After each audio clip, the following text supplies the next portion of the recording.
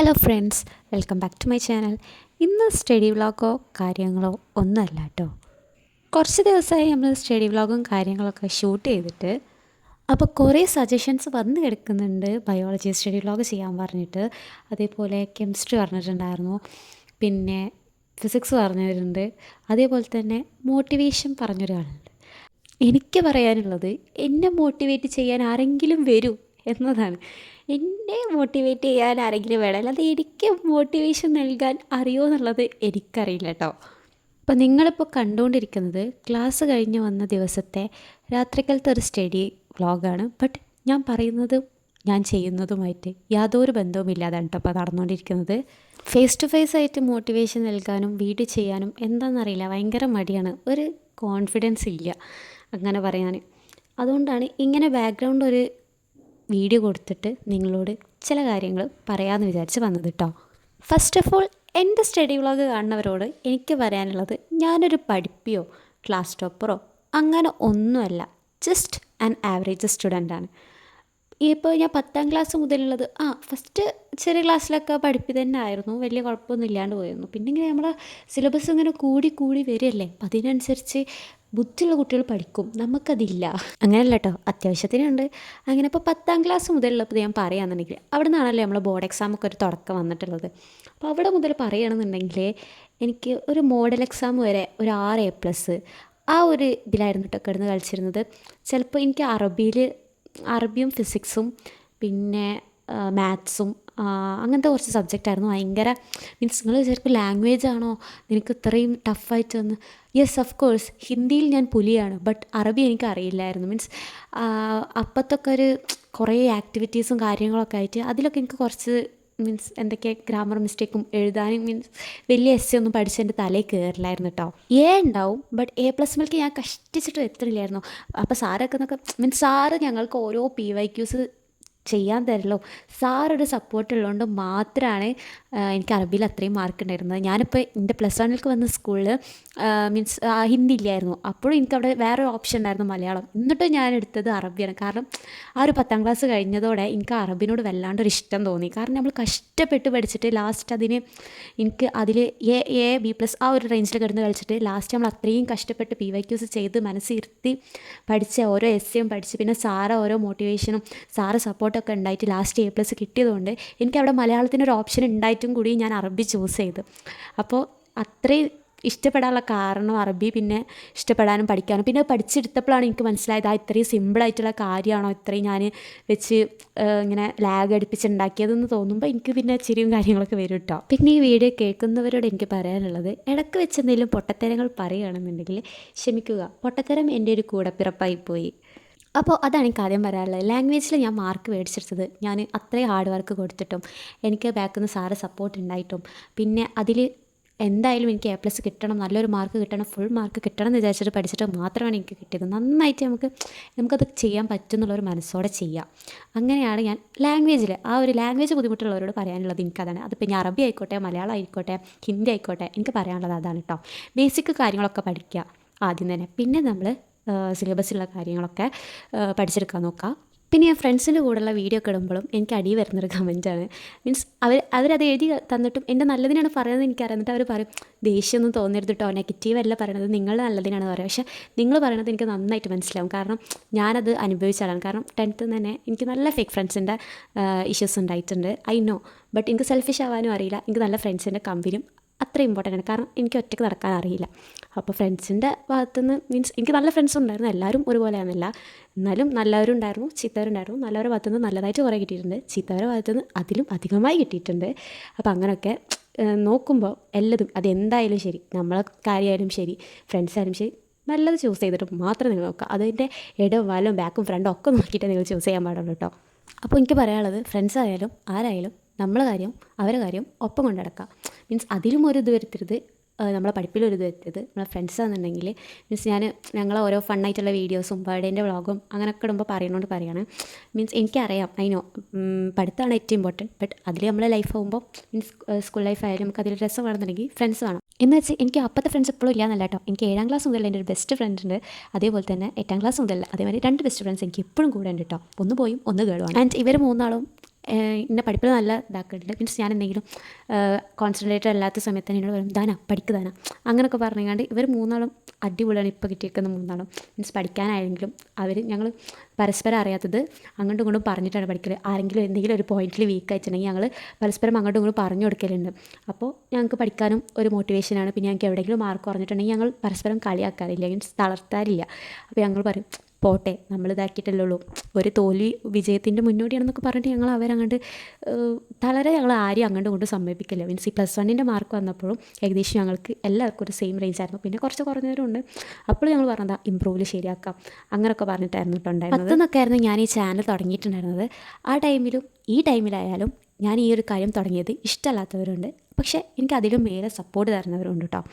അപ്പോൾ 10th ഞാൻ തുടങ്ങിയപ്പോൾ ഫ്രണ്ട്സും അവരമ്മമാരൊക്കെ പറഞ്ഞിട്ടുണ്ടായിരുന്നു ആ കുട്ടി 10ലല്ലേ പഠിക്കുന്നത്, ഇപ്പോൾ ഇമ്പോർട്ടൻ്റ് ആയിട്ടുള്ളത് എന്താ പറയുക നിനക്ക് എക്സാം അല്ലേ 10 ശ്രദ്ധിക്കേണ്ടതെന്നൊക്കെ പറഞ്ഞിട്ട് കുറേ കമൻറ്റ്സ് കുറേ നെഗറ്റീവ്സ് ഒക്കെ എനിക്ക് കിട്ടിയിട്ടുണ്ടായിരുന്നു.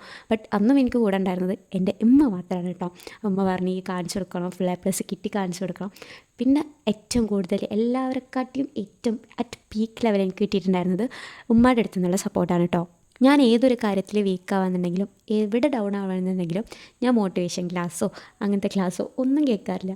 ജസ്റ്റ് ഉമ്മാൻ്റെ അടുത്തിരുന്ന് 2 വർത്താനമൊക്കെ പറഞ്ഞിട്ടുണ്ടെങ്കിൽ അവിടെ നിന്ന് തന്നെ ഒരു ഊർജ്ജം ഇങ്ങോട്ട് കിട്ടാണ്ട് ഒരു എനർജി ഇങ്ങോട്ട് കിട്ടുമായിരുന്നു. കുറേ മോട്ടിവേഷൻ ഉണ്ടാവും. മീൻസ് നീ അത് കാണിച്ചു കൊടുക്കണം. എനിക്ക് മാർക്ക് കുറഞ്ഞതിൽ ചീത്ത പറയും. ഇപ്പോൾ +1 തന്നെ എനിക്ക് ക്രിസ്മസ് എക്സാമിന് 2 വിഷയത്തിൽ C+, ഒരു വിഷയത്തിൽ B+, അങ്ങനത്തെ ഒക്കെ ഉണ്ടായിട്ടില്ല. കാരണം ഫസ്റ്റാണ് നമ്മളിപ്പോൾ കയറുന്നുള്ള അത്രയും ടഫായിട്ടുള്ള സിലബസാണ്. എന്നിട്ടും കൂടി എന്നെ ചീത്ത പറയാണ്ട് നിനക്ക് ഇനിയും അവസരങ്ങൾ മുന്നിൽ കിടക്കുകയാണ്, മോഡൽ വരുന്നുണ്ട്, പബ്ലിക് വരുന്നുണ്ട്, അതിൽ നിന്നൊക്കെയാണ് ആ C+, B+, ഫുൾ 2 A+, 4 Aക്കും കയറിയത് തന്നെ അൽഹംദുലില്ലാ പറയുകയാണ്. ഇനി അത് നമ്മൾ ഇമ്പ്രൂവ് ചെയ്തിട്ട് എടുക്കാനാണ് എന്ന് പറഞ്ഞിട്ടുള്ളത്. അതാണ് പിന്നെ എനിക്ക് അതിലും വലിയ മോട്ടിവേഷനായി തോന്നിയത്. എന്നിട്ടും അത് കിട്ടിയിട്ടും നല്ല മാർക്കാണ്, എന്താ തെറ്റ്, ഇമ്പ്രൂവ് ചെയ്തെടുക്കാമല്ലോ എന്നൊക്കെ പറഞ്ഞ് അത്രയും കട്ട സപ്പോർട്ട് തന്നിട്ടുള്ളത് ഉമ്മ മാത്രം കേട്ടോ. ഇതൊക്കെ എന്തിനപ്പം ഞങ്ങളോട് പറയണമെന്നാവും നിങ്ങൾ വിചാരിക്കാം. മോട്ടിവേഷൻ എന്നൊക്കെ പറഞ്ഞിട്ടുണ്ടെങ്കിൽ എൻ്റെ ലൈഫിൽ നടന്ന ഇൻസിഡൻസ് ഒക്കെ വെച്ചിട്ടല്ലേ എനിക്ക് പറഞ്ഞുതരാൻ പറ്റുള്ളൂ, അല്ലാതെ വലിയ മോട്ടിവേഷണൽ സ്പീക്കറൊന്നും അല്ല കേട്ടോ ഞാൻ. അങ്ങനെ 10 ലാംഗ്വേജിൽ ഞാൻ മേടിച്ചു. പിന്നെ ഫിസിക്സും മാത്സും ആയിരുന്നു ഏറ്റവും പ്രശ്നം ഉണ്ടായിരുന്നത്. അങ്ങനെ പിന്നെ ഞങ്ങൾക്ക് സ്പെഷ്യൽ ക്ലാസ് ഒക്കെ വെക്കാൻ തുടങ്ങി. മീൻസ് ഞങ്ങൾക്ക് ടഫുള്ള ഏതെങ്കിലും സബ്ജക്റ്റ് കാണുന്നെങ്കിൽ ഫുൾ ഡേ ആ ക്ലാസ് തന്നെ PYQs ചെയ്തിട്ടും ഓരോ പ്രോബ്ലംസ് ചെയ്തിട്ടും അങ്ങനെയൊക്കെ. അതിന് ഞാൻ മാത്സിന് 2 ക്ലാസ്സിൽ പോയിട്ടുണ്ടായിരുന്നു. എന്നോടൊന്നും വരണ്ടെന്ന് പറഞ്ഞിരുന്നു. പക്ഷേ എനിക്ക് യാതൊരു ഇതുമില്ലായിരുന്നു. എനിക്ക് മാത്സിൽ കിട്ടും. എനിക്ക് മാത്സിലും ഫിസിക്സിലും പോകുമെന്നാണ് വിചാരിച്ചത്. അറബി പിന്നെ എനിക്ക് പിടിക്കാന്നുള്ളതുണ്ടായിരുന്നു. ബട്ട് ഞാൻ മാത്സിലും ഫിസിക്സിലും പോകുമെന്ന് വിചാരിച്ചതായിരുന്നു. എനിക്ക് അന്ന് റിസൾട്ട് വരുന്ന ഡേ തന്നെ ഞാൻ എൻ്റെ 10 സബ്ജക്റ്റിൽ 9 സബ്ജക്റ്റില്ല തിയറി, ബാക്കി 1 പ്രാക്ടിക്കലാണല്ലോ IT ആയിരുന്നത്. ബാക്കി 9ൻ്റെ ക്വസ്റ്റ്യൻ പേപ്പർ അങ്ങോട്ടും ഇങ്ങോട്ടും മറിച്ച് അന്ന് തന്നെ കുറേ ക്വസ്റ്റ്യൻസ് ഞാൻ എഴുതിയില്ല. എനിക്ക് അന്ന് തന്നെ ഡൗട്ടായിരുന്നു ഇങ്ങനെ പഠിച്ചോനെ ഞാനിപ്പോൾ നമ്പർ എഴുതാത്ത എന്തെങ്കിലും ഉണ്ടോ, ഇനിയിപ്പോൾ ഏതെങ്കിലും ക്വസ്റ്റ്യൻസ് ഞാൻ വിട്ടുക്കണോ, ജസ്റ്റ് ഇതിൽ വിട്ട് പോയിട്ട് ഞാൻ എന്തെങ്കിലും മാറി എഴുതിയിരിക്കണോ, ക്വസ്റ്റ്യൻ നമ്പർ ഇടാൻ പറഞ്ഞിരിക്കണോ ഒക്കെ എനിക്ക് ആകെ ടെൻഷനായിരുന്നു. ഇതിനേക്കാളും കൂടുതൽ ടെൻഷൻ ഉണ്ടായിരുന്നത് എൻ്റെ അമ്മക്കാണ് കേട്ടോ. അങ്ങനെ പിന്നെ ഞാൻ ഓരോ ദിവസം എന്താ പറയുക ഞാൻ എൻ്റെ പഠിക്കുന്ന രീതി എന്ന് വെച്ചിട്ടുണ്ടെങ്കിൽ ഉറക്കം ഒഴിച്ചിരുന്നത് നല്ല പഠിച്ചിട്ടുണ്ട്. ലീവ് തരുന്ന ദിവസങ്ങളൊക്കെ നേരത്തെ എണീറ്റ് പഠിക്കലും ഫുൾ ഡേ പഠിപ്പായിരുന്നു. പക്ഷേ ഞാൻ ഇവിടുന്ന് വീട്ടിൻ്റെ ഉള്ളിൽ നിന്ന് പുറത്തിറങ്ങാഞ്ഞിട്ട് തന്നെ മീൻസ് കുടുംബക്കാർ വരെ പറഞ്ഞവരുണ്ട്, എന്താ നീ പുസ്തകത്തിൻ്റെ ഉള്ളിൽ കസാലിട്ടിരിക്കണോ, എന്താ നീ MBBSനൊന്നും അല്ലല്ലോ പഠിക്കണത്, എന്തിനാ വെറുതെ. മീൻസ് അതൊന്നും ഞാൻ മൈൻഡ് ആക്കിയില്ല. അവർക്കുള്ളൊക്കെ ഒരു ഉത്തരമായിരുന്നു എൻ്റെ റിസൾട്ട് 10ാം ക്ലാസ്സിൻ്റെ. എനിക്ക് ആരപ്പം എന്ത് പറഞ്ഞാലും എനിക്ക് അന്ന് മീൻസ് അന്ന് ഞാൻ 10ാം ക്ലാസ് പഠിച്ചിരുന്നത് അല്ല MBBS എക്സാം എഴുതണ പോലെ തന്നെ ആയിരുന്നു. എനിക്ക് അന്ന് എല്ലാത്തിനേക്കാട്ടും എനിക്ക് ഇമ്പോർട്ടൻ്റ് എൻ്റെ 10ാം ക്ലാസ് റിസൾട്ടും പിന്നെ ഉമ്മാക്ക് കൊടുത്ത വാക്കുമാണ്. കാരണം ഞാൻ ഫുൾ A+ മേടിച്ചിരിക്കുന്നു, അമ്മ കൊടുത്ത വാക്കുണ്ടായിരുന്നു. അന്ന് എനിക്ക് എല്ലാത്തിനെക്കാട്ടും ഇമ്പോർട്ടൻ്റ് എൻ്റെ 10ാം ക്ലാസ് റിസൾട്ടായിരുന്നു. പിന്നെ +1 കുറച്ച് മീൻസ് ഞാനിത് കൊടുത്തില്ല, പ്രയോറിറ്റി കൊടുത്തില്ല. അതുകൊണ്ട് എനിക്ക് കുറച്ച് മാർക്ക് കുറയും. പിന്നെ കുറച്ച് ടഫാണല്ലോ സിലബസ്, നമ്മളെ കൊണ്ട് കൂട്ടിയ കൂടി ഞാൻ പറയുന്നുണ്ടായിരുന്നു ഓവർ പഠിപ്പില്ല, ക്ലാസ് ടോപ്പറല്ല, നമുക്കുള്ള ബുദ്ധി വെച്ചിട്ട് നമ്മൾ കളിച്ചിട്ടുണ്ട്. ഇനി ഇമ്പ്രൂവ്മെൻറ്റ് എക്സാമിൽ എന്തായാലും ഞാൻ മേടിക്കുന്നതാണ് വിചാരിക്കുന്നത്. നല്ല ഹാർഡ് വർക്ക് കൊടുക്കണം, അല്ലാതെ നമുക്കൊന്നും കിട്ടില്ല. ഇപ്പോൾ തന്നെ തുടങ്ങണം ഇമ്പ്രൂവ്മെൻറ്റ് എക്സാമിനുള്ളതൊക്കെ. അപ്പോൾ ഇൻഷാ അല്ലാഹ് ഞാൻ എന്തായാലും മേടിച്ചിരിക്കും. ഇനിയിപ്പോൾ നമ്മളെ മുമ്പിലുള്ളത് +2 ആണ്. +2 ഇപ്പോൾ തുടങ്ങി.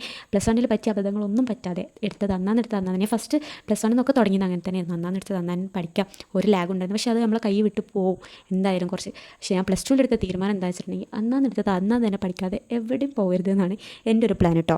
പിന്നെ നമ്മൾ ക്ലാസ് എടുക്കുമ്പോൾ തന്നെ കൂടുതൽ ശ്രദ്ധിച്ച് അവിടെ നിന്ന് തന്നെ ടീച്ചർ പറഞ്ഞ കൺസെപ്റ്റൊക്കെ മനസ്സിലാക്കി പോകുകയെന്നുണ്ടെങ്കിൽ നമുക്ക് നമുക്ക് കുറേയൊക്കെ സിമ്പിളാവും കേട്ടോ. അതാണ് ഏറ്റവും ശ്രദ്ധിക്കാനുള്ളത്. കാരണം നമ്മൾ മൈൻഡ് ഇടയ്ക്ക് വെച്ച് ഇപ്പോൾ വരട്ടോ, ഞാനൊന്ന് അവിടെ വരെ പോയിട്ട് വരട്ടോ എന്ന് പറഞ്ഞിട്ട് ആ മൈൻഡ് പോകുമല്ലോ, അതിനെ സമ്മതിക്കുകയേ ചെയ്യരുത്. കാരണം എനിക്കൊന്നും ബാക്കിൽ പോയിരിക്കുന്നത് ഇപ്പോൾ തീരെ ഇഷ്ടമല്ലാത്തൊരു കാര്യമാണ്. കാരണം ബാക്കിൽ പോയിരുന്ന ഞങ്ങൾ എന്തായാലും കളിപ്പെടും. അപ്പോൾ എനിക്ക് ഫ്രണ്ടിലത്തെ ഒരു 4 ബെഞ്ച്, ഒരു 5 ബെഞ്ച്, ആ ഒരു 4 ബെഞ്ച് വിട്ടിട്ട് ബാക്കിലേക്ക് പോകണത് എനിക്ക് തീരെ ഇഷ്ടമല്ല കേട്ടോ. അപ്പോൾ അതാണ് ഞാൻ പറഞ്ഞു വന്നിട്ടുള്ളത്. അപ്പോൾ ഇപ്പം നിങ്ങൾക്ക് ഇപ്പോൾ നല്ല മാർക്കാണ് +1 ഉള്ളതെന്നുണ്ടെങ്കിൽ, ഇമ്പ്രൂവ് ചെയ്ത ആൾക്കാരാണെന്നുണ്ടെങ്കിൽ അത്രയും നല്ലത്. +2 തന്നെ നമ്മൾ വിടാതെ പിടിച്ചുകൊണ്ട് ഫുൾ മാർക്കിനുള്ളത് നമ്മൾ ലക്ഷ്യം കണ്ടിട്ട് വേണം പോകാൻ. ഞാൻ ജസ്റ്റ് ഒരു A+ പ്രതീക്ഷിച്ചാണ് +1 പഠിച്ചത്. അതുകൊണ്ട് തന്നെ എൻ്റെ മാർക്ക് ചെറുതായിട്ട് 4 മാർക്കിനും 5 മാർക്കിനും A+ പോയതുണ്ട്. അതുപോലെ തന്നെ ജസ്റ്റ് 1 മാർക്കിന് A+ പോയതുണ്ട്. ഞാൻ ശരിക്കും ഞാൻ പറഞ്ഞിട്ടുണ്ടായിരുന്നു 5A+ ഒരു A ആണ് പ്രതീക്ഷിച്ചിട്ടുണ്ടായിരുന്നത്. അതിൻ്റെ അടുത്ത് വരെ എത്തിയിട്ട് പിടിക്കാൻ പറ്റാത്തതിൻ്റെ ഫീലിംഗ് നല്ലോണ്ട്. അപ്പോൾ അത് നമ്മൾ ഇമ്പ്രൂവ്മെൻറ്റ് ചെയ്തു ഇൻഷാ അല്ലാഹ്. +1 മാർക്ക് കുറഞ്ഞവരാണെന്നുണ്ടെങ്കിൽ ഇമ്പ്രൂവും ചെയ്യുക. അതേപോലെ തന്നെ +2 ഇപ്പോൾ തുടങ്ങിയിട്ടല്ലേ ഉള്ളൂ, അധികമൊന്നും ആയിട്ടില്ലല്ലോ അവിടെ.